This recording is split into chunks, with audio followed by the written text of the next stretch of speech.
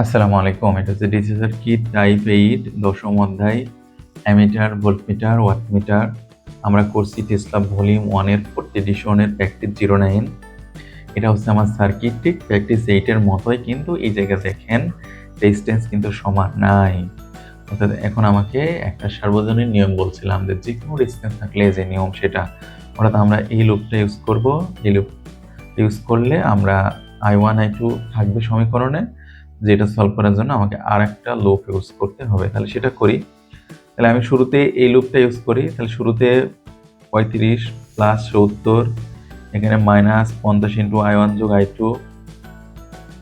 Minus 60 into I2। তাহলে আমরা এটা ক্যালকুলেশন করি। 50 I1 I2 গুণ করে দিলাম, মাইনাস 60 I2, 70 সে ওই পাশে পাঠালে মাইনাস 70। তাহলে এটা ক্যালকুলেশন করলে মাইনাস 50 I1 মাইনাস এই 50 আর 60 110 I2 ওই পাশে গেলে মাইনাস 70। তাহলে সবই মাইনাস, আমরা মাইনাস কমন নিয়ে নিলাম।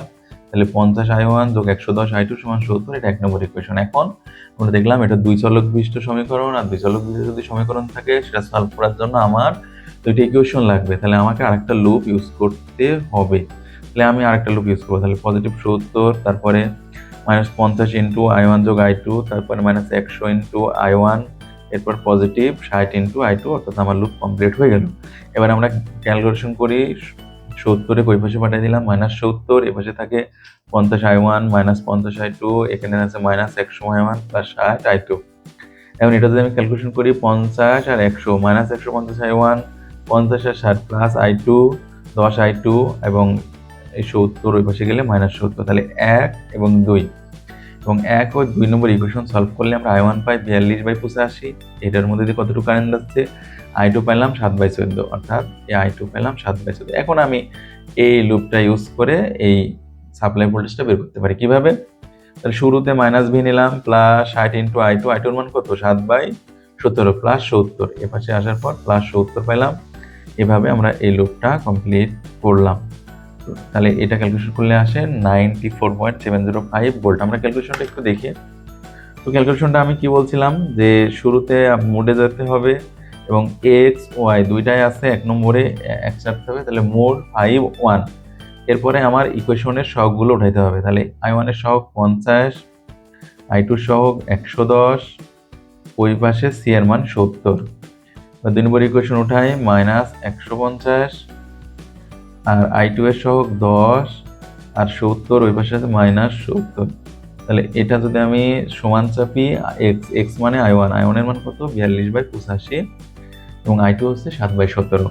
এই ছিল আমার অঙ্ক। আর I1 I2 পালে আমি লুপ সহজে লুপ ইউজ করেই ভি এর মানটা বের করি। এই জাতীয় যে ইকুয়েশনগুলো আছে, ইকুয়েশনগুলো ক্যালকুলেশন করার দরকার, মানে অন্যভাবে ক্যালকুলেশন করার দরকার নেই। আমরা ক্যালকুলেটরে সলভ ফাংশনে খুব সহজে করতে পারি, সেটা আমরা দেখি। ভি একে আমরা মাইনাস এক্স ধরি। আমরা এবার 1 নম্বর মোডে চলে যাব। তাহলে ভি মানে minus x plus 60 into 7/17, sorry ওটা গুণ হয়ে গেছে। আচ্ছা, আমরা আবার উঠাই, মাইনাস এক্স প্লাস 60/60 গুণ 7/17, আর এ পাশে plus 70 is equal 0। Shift solve সমান 94.705 ভোল্টেজ। এটা হচ্ছে আমার কাঙ্ক্ষিত উত্তর, সাপ্লাই ভোল্টেজ, যেটা আমাদেরকে চাওয়া হয়েছে। তো আশা করা যায় বোঝা গেছে। আপনারা প্র্যাকটিস 8 এবং 9 প্যারালাল করে দেখবেন, তাহলে অঙ্ক দুইটা আরো বেশি ক্লিয়ার হবে না। প্রথমে প্র্যাকটিস 08 দেখবেন, এবার পরে প্র্যাকটিস 09 দেখবেন।